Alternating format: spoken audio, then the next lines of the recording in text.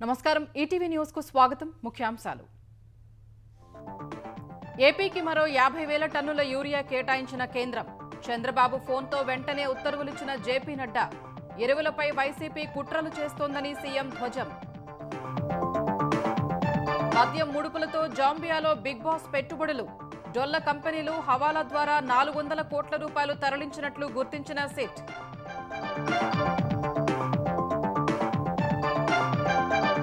మద్యం రవాణాలోనూ భారీ కుంభకోణం జిల్లాలను పంచుకుని 250 కోట్లు కొల్లగొట్టిన వైసీపీ నేతలు విజిలెన్స్ విచారణలో వెల్లడి తుమ్మిడిహట్టి వద్ద బ్యారేజీ నిర్మాణానికి డీపీఆర్ సిద్ధం చేయాలన్న ఉత్తమ్ మహారాష్ట్రతో చర్చల కోసం షెడ్యూలు ఖరారు చేయాలని ఆదేశం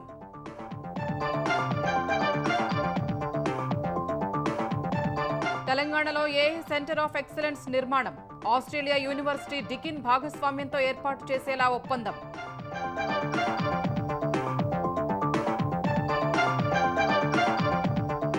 నేడు ఉపరాష్ట్రపతి ఎన్నికకు సర్వం సిద్ధం ఉదయం 10 గంటల నుంచి సాయంత్రం 5 వరకు పోలింగ్ రాత్రికి ఫలితాలు వెల్లడి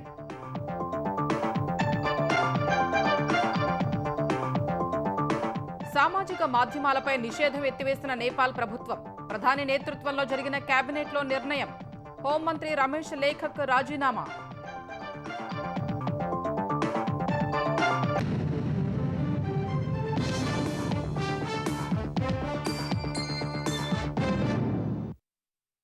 ఆంధ్రప్రదేశ్కు మరో 50,000 టన్నుల యూరియా అందుబాటులోకి వచ్చింది ముఖ్యమంత్రి చంద్రబాబు ఫోన్ చేయగానే కేంద్ర మంత్రి నడ్డా వెంటనే కేటాయించారు కాకినాడ పోర్టు నుంచి 17,593 టన్నుల దిగుమతికి అప్పటికప్పుడే ఉత్తర్వులిచ్చారు ఎరువులపైన వైసీపీ నేరపూరిత కుట్రలు చేస్తోందన్న సీఎం యూరియా పంపిణీలో ఎక్కడా సమస్యలు లేకుండా చూడాలని అధికారులను ఆదేశించారు ఆంధ్రప్రదేశ్లో ఎరువుల లభ్యత వ్యవసాయ శాఖకు సంబంధించిన పలు అంశాలపై ముఖ్యమంత్రి చంద్రబాబు ఆర్టీజీఎస్ నుంచి సమీక్ష నిర్వహించారు ఏపీకి మరిన్ని ఎరువులు కేటాయించాలని అక్కడి నుంచే కేంద్ర మంత్రి జేపీ నడ్డాకు ఫోన్ చేశారు కాకినాడ తీరానికి చేరుకున్న నౌకలోని 7 ర్యాకుల నుంచి ఏపీ అవసరాలకు యూరియా కేటాయించాలని కోరారు సీఎం విజ్ఞప్తికి సానుకూలంగా స్పందించిన నడ్డా ఆంధ్రప్రదేశ్కు అదనంగా 50,000 టన్నుల యూరియా కేటాయించారు కాకినాడ పోర్టులో 17,593 టన్నుల దిగుమతికి వెంటనే ఉత్తర్వులు కూడా ఇచ్చారు అనంతరం సమీక్ష కొనసాగించిన సీఎం రాజకీయ ముసుగులో కొందరు క్రిమినల్స్ లా ఆలోచిస్తూ ఎరువులు దొరకవని అభద్రతా భావాన్ని రైతుల్లో రేకెత్తించి శాంతి భద్రతల సమస్య సృష్టించేందుకు ప్రయత్నిస్తున్నారని మండిపడ్డారు దీన్ని నియంత్రించడంతో పాటు ఎరువులు దొరకవని ఆందోళన రైతుల్లో తలెత్తకుండా భరోసా కల్పించాల్సిన బాధ్యత యంత్రాంగంపై ఉందన్నారు ఏపీలో ప్రస్తుతం 80,503 టన్నుల యూరియా నిల్వ ఉండగా 10 రోజుల్లో మరో 23,592 మెట్రిక్ టన్నుల యూరియా వస్తుందని బ్లాక్ మార్కెటింగ్ ను నియంత్రించి పంపిణీలో ఎక్కడా సమస్య రాకుండా చూడాలన్నారు ఎరువుల వినియోగం తగ్గించే రైతులకు ప్రోత్సాహకంగా రాయితీని జమ చేసే అంశంపై దృష్టి పెట్టాలని ఆదేశించారు వ్యవసాయ అధికారులు క్షేత్రస్థాయికి వెళ్లి యూరియా లభ్యతపై రైతులకు భరోసా ఇవ్వాలన్నారు రబీలో దొరకవనే ఆందోళనతో ఇప్పుడే కొనేస్తున్న వారికి అవగాహన కల్పించాలని సూచించారు ఉల్లి రైతుకు క్వింటా ధర 1,200కు తగ్గకుండా చూడాలని ఒకవేళ రైతులు తక్కువకు అమ్ముకుంటే ఆ వ్యత్యాసాన్ని ప్రభుత్వమే చెల్లిస్తుందని స్పష్టం చేశారు అరకులో కాఫీ పంటకు కాయ తొలిచే పురుగు తెగులుపైన తక్షణ చర్యలు తీసుకోవాలన్నారు 60 ఎకరాలలో పంట తొలగించామని అధికారులు చెప్పగా మిగతా 20 ఎకరాలలోనూ తొలగించేలా చూడాలని సీఎం స్పష్టం చేశారు వైసీపీ నాయకులు యూరియా పంపిణీపై అబద్దాల్ని ప్రచారం చేసి రైతుల్లో అలజడి రేకెత్తించాలని చూస్తున్నారని ఆంధ్రప్రదేశ్ పౌర సరఫరాల శాఖ మంత్రి నాదెండ్ల మనోహర్ అన్నారు రాష్ట్రంలో ఎక్కడా యూరియా కొరత లేకుండా చర్యలు తీసుకుంటున్నామని చెప్పారు ఎరువుల సరఫరా పంపిణీపై ఏలూరు కలెక్టరేట్లో నాదెండ్ల సమీక్షించారు యూరియాను దారి మళ్లించే వారిపై పీడీ యాక్ట్ కింద కేసులు నమోదు చేయాలని అధికారులకు ఆదేశాలిచ్చినట్లు మంత్రి వివరించారు కేవలం అబద్ధాల ద్వారా రైతుల గుండెల్లో ఒక అలజడి సృష్టించాలని దుర్మార్గమైన రాజకీయ కోణం నుంచి చూసే పార్టీ వైఎస్ఆర్సీపీ పార్టీ కావాలని ఏదో ఒక ప్రచారం పట్టుకుని రాజకీయ లబ్ధి కోసం రైతుల్లో ఒక అలజడి తీసుకోవడానికి వాళ్ళు చేస్తున్న ప్రయత్నాన్ని మేము ఖండిస్తున్నాం ఈ జిల్లాలో 33,762 మెట్రిక్ టన్నులు గాను 32,757 మెట్రిక్ టన్నులు సరఫరా చేయడం జరిగింది రాబోయే రోజుల్లో మరొక 2,200 మెట్రిక్ టన్నులు అందుబాటులో ఉంచి ఎక్కడ కూడా రైతుల్లో కొరత వచ్చిందనే భావన రాకుండా ఓ ప్రయత్నం చేస్తున్నాం ప్రతి ఒక్కరికి చేరే విధంగా మేలు చేసే విధంగా రైతు ఆదాయం పెంచే విధంగా మా ప్రభుత్వం ఎప్పుడు మీకు అండగా నిలబడుతుందని ఈ సందర్భంగా తెలుపుతున్నాం. ఆంధ్రప్రదేశ్కు చంద్రబాబే బ్రాండ్ అంబాసిడర్ అని మంత్రి నారా లోకేష్ స్పష్టం చేశారు. కోయంబత్తూరులో ఇండియా టుడే నిర్వహించిన కాంక్లేవ్లో పాల్గొన్న లోకేష్ ఏపీలో పెట్టుబడుల ఆకర్షణకు గత 15 నెలలుగా కూటమి ప్రభుత్వం చేపడుతున్న చర్యల్ని వివరించారు. ఏపీకి పరిశ్రమల్ని రప్పించేందుకే మెరుగైన ప్రోత్సాహకాలు ఇస్తామని తెలిపారు. ట్రంప్ సుంకాల దృష్ట్యా ప్రత్యామ్నాయ మార్కెట్లను అన్వేషిస్తున్నామని చెప్పారు. కర్ణాటక, తమిళనాడు, కేరళ, యూపీ వంటి రాష్ట్రాలతో పోటీపడి పరిశ్రమల్ని రప్పించడానికే తక్కువ ధరకు భూమి, ఇతర రాష్ట్రాల కంటే మెరుగైన ప్రోత్సాహకాలు అందిస్తున్నామని వెల్లడించారు. ఉపరాష్ట్రపతి ఎన్నికకు సంబంధించి భారత్ ఫస్ట్ అనే నినాదానికే కట్టుబడి ఉన్నామని తేల్చి చెప్పారు. ప్రధాని నరేంద్ర మోదీ నేతృత్వంలో ఎన్డీఏ అభ్యర్థికి టీడీపీ మద్దతునిస్తుందని స్పష్టం చేశారు. తుమ్మిడిహట్టి వద్ద ఆనకట్ట నిర్మాణం కోసం వెంటనే సవరించిన డీపీఆర్ ముసాయిదా ప్రతిపాదనలు సిద్ధం చేయాలని నీటిపారుదల శాఖ మంత్రి ఉత్తమ్ కుమార్ రెడ్డి అధికారుల్ని ఆదేశించారు. మహారాష్ట్రతో చర్చల కోసం షెడ్యూల్ ఖరారు చేయాలని నిర్దేశించారు. డిసెంబర్తో కాంగ్రెస్ ప్రభుత్వం 2 ఏళ్లు పూర్తి చేసుకుంటున్న తరుణంలో సాగునీటి ప్రాజెక్టుల ఫలితాలు అందేలా చూడాలని స్పష్టం చేశారు. నీటిపారుదల శాఖ అధికారులతో సుదీర్ఘ సమీక్ష నిర్వహించిన మంత్రి ఉత్తమ్ కుమార్ రెడ్డి ప్రాజెక్టులకు సంబంధించిన వివిధ అంశాలపై చర్చించారు. సమ్మక్క సారక్క ఆనకట్ట విషయమై ఈ నెల 23న టీఏసీ సమావేశం జరగనున్నందున ఆయకట్టు నివేదికను వెంటనే సమర్పించడంతో పాటు ఛత్తీస్గఢ్ నుంచి ఎన్ఓసీ కోసం ప్రయత్నించాలన్నారు. సీతారామసాగర్, మోడికుంటవాగు, చనాకా కొరాటా పంపిణీ వ్యవస్థలు, చిన్న కాళేశ్వరం పెట్టుబడి అనుమతుల దరఖాస్తుల్ని వారంలోపు పూర్తి చేయాలన్నారు. పీఎంకేఎస్వై కింద నిధుల కోసం కేంద్రాన్ని సంప్రదించాలని ఉత్తమ్ ఆదేశించారు. మేడిగడ్డ, అన్నారం, సుందిళ్ల పునరుద్ధరణపై ఎన్డీఎస్ఏ నివేదిక ప్రకారం ముందుకెళతామన్న మంత్రి ఐఐటీ లాంటి ప్రతిష్టాత్మక సంస్థలతో వరద తగ్గిన వెంటనే పరీక్షలు నిర్వహించేలా ప్రణాళిక సిద్ధం చేయాలన్నారు. తుమ్మిడిహట్టి వద్ద ఆనకట్ట నిర్మాణం కోసం వెంటనే సవరించిన డీపీఆర్ ముసాయిదా ప్రతిపాదనలు సిద్ధం చేయాలని అధికారుల్ని మంత్రి ఉత్తమ్ ఆదేశించారు. మహారాష్ట్రతో చర్చల కోసం షెడ్యూల్ ఖరారు చేయాలని స్పష్టం చేశారు. పాలమూరు, రంగారెడ్డి, జూరాల, కల్వకుర్తి, నెట్టెంపాడు, భీమా, కోయిల్సాగర్ ప్రాజెక్టులను అత్యంత ప్రాధాన్యంగా పరిగణించాలని, దిండి, ఎస్ఎల్బీసీ, పెండ్లిపాక, నక్కలగండి ప్రాజెక్టుల భూసేకరణ, పునరావాసం, అటవీ అనుమతులు, పెండింగ్ సమస్యలపై దృష్టి సారించాలని తెలిపారు. కొడంగల్, నారాయణపేట ప్రాజెక్టుకు మొదటి ప్రాధాన్యత ఇచ్చి భూసేకరణ వేగవంతం చేయడంపై ప్రత్యేకంగా దృష్టి సారించారన్నారు. జూరాల ప్రాజెక్టు వద్ద ప్రత్యామ్నాయ వంతెన నిర్మాణం విషయంలో త్వరలో ఎంపీ, ఎమ్మెల్యేలతో సమావేశం నిర్వహించనున్నట్లు ఉత్తమ్ తెలిపారు. ప్రత్యామ్నాయ వంతెన కోసం జీవో ఇచ్చి 5 నెలలు అయినప్పటికీ ముందుకు సాగలేదని మంత్రి అసంతృప్తి వ్యక్తం చేసినట్లు సమాచారం. దేవాదుల ప్రాజెక్టు 3-6 ప్యాకేజీల పనులు వేగవంతం చేయాలని, తదుపరి కేబినెట్ సమావేశానికి పురోగతి నివేదిక సమర్పించాలని ఆదేశించారు. నీటిపారుదల శాఖలో పదోన్నతులు పొందిన వారికి ఈ నెల 14న జలసౌధలో అభినందన సభ ఏర్పాటు చేసినట్లు మంత్రి తెలిపారు. ఎస్ఎల్బీసీ పనుల కోసం హెలిబోర్న్ సర్వే నిర్వహించే విషయమై ఉత్తమ్ కుమార్ రెడ్డి దృశ్య మాధ్యమ సమీక్ష నిర్వహించారు. అంతర్జాతీయ భాగస్వామ్యాల ద్వారా ఏఐ రంగంలో తెలంగాణను గ్లోబల్ లీడర్గా తీర్చిదిద్దాలన్నదే ప్రభుత్వ లక్ష్యమని ఐటీ పరిశ్రమల శాఖల మంత్రి శ్రీధర్ బాబు తెలిపారు. రాష్ట్రంలో ఏఐ సెంటర్ ఆఫ్ ఎక్సలెన్స్ ఏర్పాటుకు ఆస్ట్రేలియాలోని ప్రముఖ యూనివర్సిటీ డికిన్ అంగీకరించిన నేపథ్యంలో మంత్రి ఈ వ్యాఖ్యలు చేశారు. ఏఐలో నూతన ఆవిష్కరణలు, నైపుణ్యాభివృద్ధిని ప్రోత్సహించాలనే సంకల్పంతో సెంటర్ ఆఫ్ ఎక్సలెన్స్ ఏర్పాటుకు డికిన్ యూనివర్సిటీతో ఒప్పందం చేసుకున్నట్లు తెలిపారు. ఏఐ, డిజిటల్ ట్రాన్స్ఫర్మేషన్ రంగాల్లో ప్రపంచానికి అత్యంత నైపుణ్యమున్న మానవ వనరుల్ని తెలంగాణ నుంచి అందించాలని లక్ష్యంగా పెట్టుకున్నట్లు శ్రీధర్ బాబు చెప్పారు. అందుకోసం Deccan university, young Indian skill university సంయుక్తంగా ఏఐ కోర్సులకు రూపకల్పన చేసి ఇక్కడి యువతకు అంతర్జాతీయ ప్రమాణాలతో కూడిన శిక్షణ ఇస్తాయన్నారు. తెలంగాణలో వాణిజ్య పన్నులు, గనుల శాఖ ఆదాయంలో పెరుగుదల కనిపించినప్పటికీ మిగతా శాఖల్లో వెనుకబాటు కనిపిస్తోందని ఉప ముఖ్యమంత్రి భట్టి విక్రమార్క తెలిపారు. ఆదాయ వనరులపై కేబినెట్ సబ్ కమిటీ సభ్యులు భట్టి విక్రమార్క, ఉత్తమ్ కుమార్ రెడ్డి, జూపల్లి కృష్ణారావు సచివాలయంలో సమీక్ష నిర్వహించారు. కమర్షియల్ ట్యాక్స్ శాఖలో 4.7%, గనుల శాఖలో 18.6% పెరుగుదల ఉందని మంత్రులు తెలిపారు.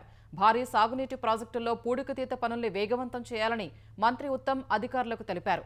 పూడిక తీయటం వల్ల సాగునీటి ప్రాజెక్టులో నీటి నిల్వ సామర్థ్యం పెరగడంతో పాటు ఇసుక ద్వారా రాష్ట్రానికి ఆదాయం సమకూరుతుందని వివరించారు. ఏజెన్సీ ప్రాంతాల్లో ఇసుక తవ్వే పనులను పూర్తిగా ట్రైబల్ ఏజెన్సీలకే అప్పగించాలని, దానివల్ల గిరిజనులు ఆర్థికంగా బలోపేతమవుతారని మంత్రులు తెలిపారు. గిరిజనులకు ఐటీడీఏలోని ఇంజనీరింగ్ విభాగం యంత్ర సామాగ్రి సహాయం అందించాలని మంత్రులు సూచించారు. ఉపరాష్ట్రపతి ఎన్నికకు సర్వం సిద్ధమైంది. జగదీప్ ధన్ఖడ్ రాజీనామాతో ఖాళీ అయిన ఉపరాష్ట్రపతి స్థానాన్ని భర్తీ చేసేందుకు ఏర్పాట్లు సిద్ధమయ్యాయి. నేడు జరగనున్న ఈ ఎన్నికలో ఎన్డీఏ అభ్యర్థి సిపి రాధాకృష్ణన్, విపక్షాల ఉమ్మడి అభ్యర్థి జస్టిస్ బి సుదర్శన్ రెడ్డి పోటీ పడుతున్నారు. నేడు ఉదయం 10 గంటల నుంచి సాయంత్రం 5 వరకు పోలింగ్ జరగనుంది. ఈ ఎన్నికలో ప్రధాని నరేంద్ర మోదీ మొదటి ఓటు వేస్తారని అధికార వర్గాలు తెలిపాయి. పార్లమెంటు భవనంలో రహస్య ఓటింగ్ విధానంలో జరిగే పోలింగ్లో ఉభయ సభల సభ్యులు తమ ఓటు హక్కును వినియోగించుకోనున్నారు. ఎలక్టోరల్ కాలేజీలో లోక్సభలో 542, రాజ్యసభలో 239 సభ్యులు కలిపి మొత్తం 781 మంది ఉన్నారు. మెజారిటీ మార్కు 391 కాగా అధికార ఎన్డీఏ కూటమికి ఇప్పటివరకు 425 సభ్యుల బలముంది. 11 మంది సభ్యులున్న వైసీపీ ఎన్డీఏకే మద్దతిస్తామని తెలిపినందున మెజారిటీ పెరిగింది. ఇక ఎన్డీఏ అభ్యర్థి సిపి రాధాకృష్ణన్ గెలుపు ఖాయంగానే కనిపిస్తోంది. అటు విపక్షాల ఇండీ కూటమికి 324 మంది బలముండగా కొన్ని పార్టీలు మద్దతిచ్చినా విపక్ష అభ్యర్థి విజయానికి దూరంగానే కనిపిస్తున్నారు. ఈ ఎన్నికకు దూరంగా ఉండాలని బీఆర్ఎస్, బిజు జనతాదళ్, బీజేడీ ప్రకటించాయి. బీఆర్ఎస్కు చెందిన 4, బీజేడీ సభ్యులు 7 ఓటింగ్లో పాల్గొనే అవకాశం లేదు. సాయంత్రం 6ంటికి ఓట్ల లెక్కింపు ప్రారంభమవుతుంది. తర్వాత ఫలితాల్ని ప్రకటించనున్నారు. వైసీపీ హయాం నాటి మద్యం కుంభకోణంలో ముడుపుల ద్వారా కొల్లగొట్టిన వేల కోట్ల రూపాయల్లో కొంత మొత్తాన్ని బిగ్ బాస్ ఆఫ్రికా ఖండంలోని జాంబియాకు తరలించినట్లు సిట్ గుర్తించింది. అక్కడ మెటల్, మైనింగ్, ఆహార శుద్ధి సహా మరికొన్ని రంగాల్లో దాదాపు 400 కోట్ల మేర పెట్టుబడులు పెట్టినట్లుగా దర్యాప్తులో వెల్లడైంది. ఇదంతా డొల్ల కంపెనీలు హవాలా మార్గాల్లో తరలించినట్లు భావిస్తోంది. వైసీపీ హయాంలో ఒక్కో మద్యం కేసుకు 150 నుంచి 600 రూపాయల వరకు ముడుపులు వసూలు చేసి 3,500 కోట్లు కొల్లగొట్టినట్లు తేల్చిన సిట్ అంతిమ లబ్ధిదారు బిగ్ బాసే అని గుర్తించింది.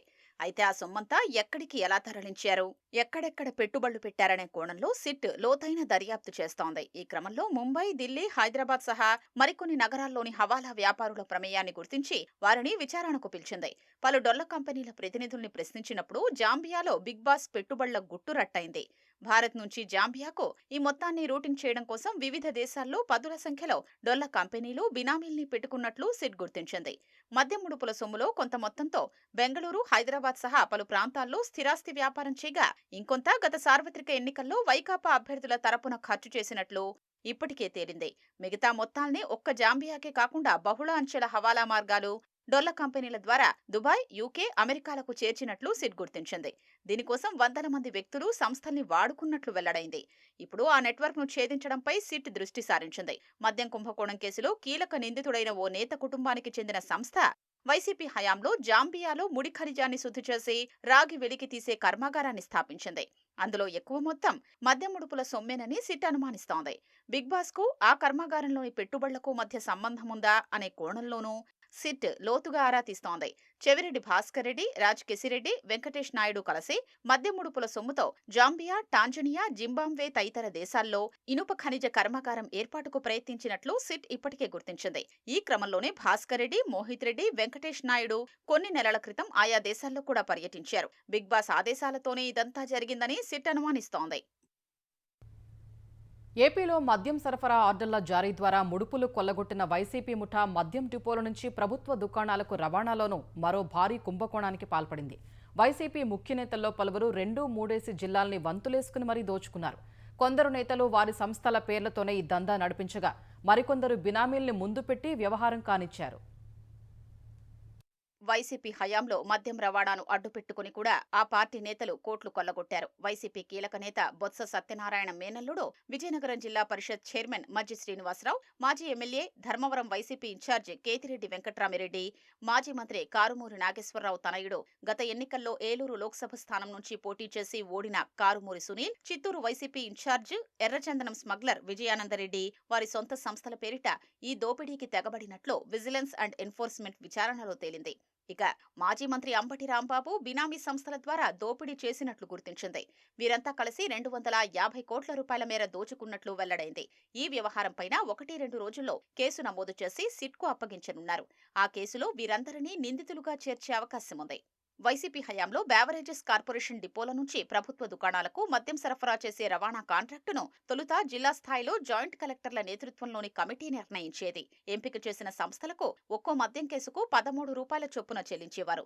ఈ విధానం దోపిడీకి అనుకూలంగా లేదని భావించిన వైసీపీ ముఠా రవాణా కాంట్రాక్టును కేంద్రీకృతం చేసింది. బేవరేజెస్ కార్పొరేషన్ స్థాయిలోనే కాంట్రాక్టు ఎంపిక జరిగేలా నిబంధనల్లో మార్పులు చేయించింది. రాజ్ కెసిరెడ్డి, తూకేకుల ఈశ్వర్ కిరణ్ కుమార్ రెడ్డి వారి ముసుగు సంస్థ అయిన సిగ్మా లాజిస్టిక్స్ ను తెరపైకి తీసుకొచ్చి కాంట్రాక్టు దక్కేలా చేసుకున్నారు.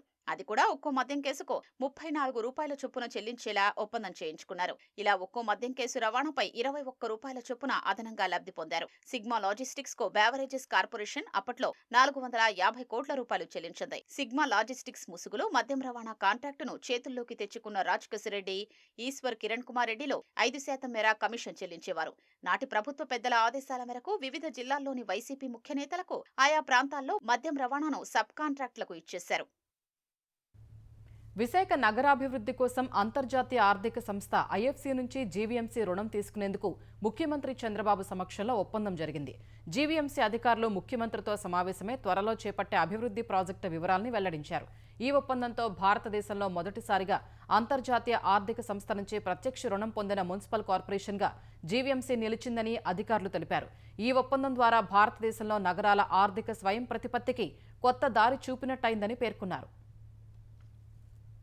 చర్లపల్లి డ్రగ్స్ తయారీ ఫ్యాక్టరీపై 24 గంటల్లో సమగ్ర నివేదిక ఇవ్వాలని తెలంగాణ ఎక్సైజ్ శాఖ మంత్రి జూపల్లి కృష్ణారావు అధికారుల్ని ఆదేశించారు. ఎక్సైజ్ శాఖ ఉన్నతాధికారులతో సచివాలయంలో సమీక్ష నిర్వహించిన మంత్రి ఇంత జరుగుతున్నా సంబంధిత అధికారులు ఏం చేస్తున్నారని ప్రశ్నించారు. మాదక ద్రవ్యాల వినియోగం, రవాణాపై మరింత గట్టి నిఘా పెట్టాలని జూపల్లి స్పష్టం చేశారు. ఎక్సైజ్ అధికారులు, పోలీసులు సమన్వయంతో పనిచేయాలని సూచించారు. భవిష్యత్తులో ఇలాంటివి పునరావృతం కాకుండా చర్యలు తీసుకోవాలని, మాదక ద్రవ్యాల నియంత్రణకు కార్యాచరణను రూపొందించాలని అధికారుల్ని మంత్రి ఆదేశించారు. ఎమ్మెల్సీ కవిత విషయంలో నిర్ణయం తీసుకున్న తర్వాత మాట్లాడడానికి ఏమీ లేదని బీఆర్ఎస్ కార్యనిర్వాహక అధ్యక్షుడు కేటీఆర్ అన్నారు. మీడియా ప్రతినిధులు అడిగిన ప్రశ్నకు సమాధానంగా ఆయన ఈ వ్యాఖ్యలు చేశారు. అంతర్గతంగా చర్చించి పార్టీ నిర్ణయం తీసుకుందని, ఆ తదుపరి వ్యాఖ్యానించడానికి ఏమీ లేదని తెలిపారు. Whatever had to be discussed has been discussed in the party. Action has been taken. Once action has been taken, there is nothing further that I can add or comment. Because whatever had to be discussed, whatever had to be discussed internally on party forums, we have done that. And we have acted. And therefore, after the action has been taken, there is nothing further for me to comment or elaborate on. Thank you. భారీ వర్షాలు, వరదలతో అతలాకుతలమైన పంజాబ్, హిమాచల్ ప్రదేశ్లలో ప్రధాని నరేంద్ర మోదీ నేడు పర్యటించనున్నారు. వరద పరిస్థితి, సహాయక చర్యలపై ఆయన సమీక్ష నిర్వహించనున్నారు. హిమాచల్ ప్రదేశ్లోని వరద ప్రభావిత ప్రాంతాలు, కొండ చర్యలు విరిగిపడిన ప్రాంతాలను ఏరియల్ సర్వే ద్వారా ప్రధాని పరిశీలిస్తారని అధికారులు తెలిపారు. కంగ్రాకు చేరుకోనున్న ఆయన వరద పరిస్థితిపై ఉన్నత స్థాయి సమావేశం నిర్వహిస్తారని వెల్లడించారు. వరద బాధితులు ఎన్డీఆర్ఎఫ్, ఎస్డీఆర్ఎఫ్, ఆపదమిత్ర బృందాలతో సమావేశమవుతారని వివరించారు. పంజాబ్లోనూ వరద ప్రభావిత ప్రాంతాలను మోదీ ఏరియల్ సర్వే ద్వారా పరిశీలిస్తారు. అనంతరం గురుదాస్పూర్లో ఉన్నతాధికారులతో సమీక్ష నిర్వహిస్తారు. గురుదాస్పూర్లోనూ వరద బాధితులు ఎన్డీఆర్ఎఫ్, ఎస్డీఆర్ఎఫ్, ఆపదమిత్ర బృందాలతో ప్రధాని సమావేశం కానున్నారు. దేశంలో మహిళలు, పిల్లలకు ఆరోగ్య సంరక్షణ సేవల్ని మరింత బలోపేతం చేసేందుకు ప్రధాని మోదీ ప్రత్యేక కార్యక్రమాన్ని ప్రారంభించనున్నారు.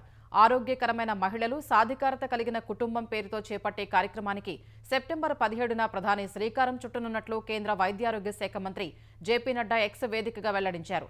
ఇందులో భాగంగా దేశవ్యాప్తంగా ఆయుష్మాన్ ఆరోగ్య మందిరాలు, కమ్యూనిటీ హెల్త్ సెంటర్లు, సిహెచ్సి, ఇతర ఆరోగ్య సంరక్షణ కేంద్రాల్లో 75,000 ఆరోగ్య శిబిరాల్ని నిర్వహించనున్నట్లు నడ్డా చెప్పారు. ఈ శిబిరాలు మహిళలు, పిల్లల ఆరోగ్య అవసరాలకు అనుగుణంగా సేవల్ని అందిస్తాయని వెల్లడించారు. ఈ కార్యక్రమం కేంద్ర సమగ్ర ఆరోగ్య సంరక్షణ దార్శనికతను సాకారం చేస్తుందన్నారు. పోషకాహారం, ఆరోగ్యంపై అవగాహన కల్పించేందుకు అంగన్వాడీల్లో పోషణ్ మాహ్ నిర్వహించనున్నట్లు వెల్లడించారు. కోల్కతాలో వచ్చే వారం జరగనున్న కంబైన్డ్ కమాండర్స్ కాన్ఫరెన్స్ ను ప్రధాని మోదీ ప్రారంభించనున్నారు.